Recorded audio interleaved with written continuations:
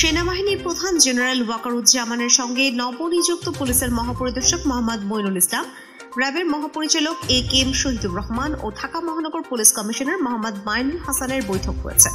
বৃহস্পতিবার সেনা সদরে এই বৈঠকে নৌ ও বিমান বাহিনী প্রধানেরা উপস্থিত ছিলেন। সব বাহিনী প্রধানদের ওই বৈঠকে দেশ জুড়ে চলমান অরাজকতা, অগ্নিসংযোগ ও ধ্বংসাত্মক কার্যক্রম বন্ধে সশস্ত্র বাহিনী সহ অন্যান্য আইন শৃঙ্খলা রক্ষাকারী বাহিনীর শক্ত অবস্থান নেওয়ার সিদ্ধান্ত হয়েছে। বিকেলে আন্তঃবাহিনী জনসংযোগ পরিদপ্তরের পাঠানো খুদে বার্তায় এসব তথ্য জানানো হয়।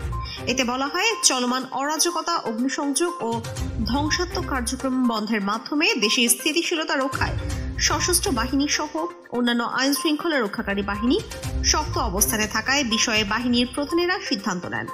ছাত্র জনতার বিক্ষোভের মুখে শেখ হাসিনা গত সোমবার প্রধানমন্ত্রীর পদ থেকে ইস্তফা দিয়ে দেশ ত্যাগ করেন। এরপর থেকে দেশের বিভিন্ন জায়গায় হামলা, ভাঙচুর ও অগ্নিসংযোগের ঘটনা ঘটছে। আওয়ামী লীগের নেতাকর্মীদের পাশাপাশি বিভিন্ন থানা ও সংখ্যালঘুরা আক্রমণের শিকার হয়েছেন। এছাড়া রাতে ঢাকায় বিভিন্ন জায়গায় ডাকাতির ঘটনায় নগরবাসীর মধ্যে আতঙ্ক দেখা দিয়েছে।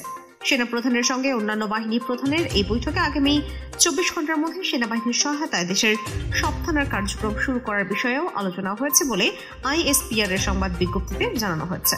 পুলিশ সদস্যদের 24 ঘন্টার মধ্যে স্ব কর্মস্থলে যোগদান করার জন্য যেই আহ্বান জানানো হয়েছিল, সেটির প্রেক্ষিতে যে সকল পুলিশ সদস্য কর্মস্থলের উদ্দেশ্যে রওনা হয়েছেন তাদের আসার পথে বিভিন্ন জায়গায় বিভিন্ন শ্রেণী পেশার মানুষ, রাজনৈতিক দলের নেতৃবৃন্দ, ছাত্রছাত্রী এবং আপামর জনসাধারণ যাতে পুলিশ সদস্যরা নিরাপদে কর্মস্থলে আসতে পারেন সেজন্য সর্বাত্মক সহযোগিতা করছে।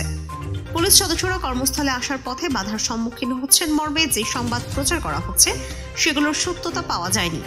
সুতরাং গুজবে বিভ্রান্ত না হওয়ার জন্য সকলের প্রতি অনুরোধ করা হলো।